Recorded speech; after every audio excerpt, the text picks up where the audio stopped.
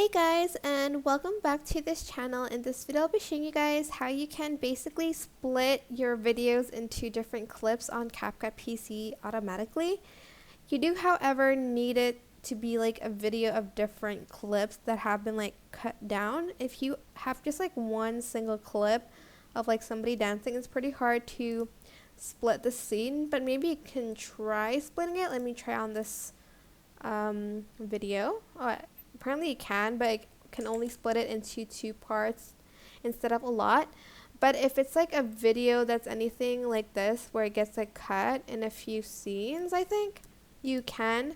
So just like select your video, right click and select split scene, and it's going to split the videos into different clips. And you can also do it when you haven't placed it on the track. So if it's like here and you want to kind of like move it in like a folder where you don't want it to be on your track, just right click it here and select split scenes, and it's going to create this folder with these different clips that have been split.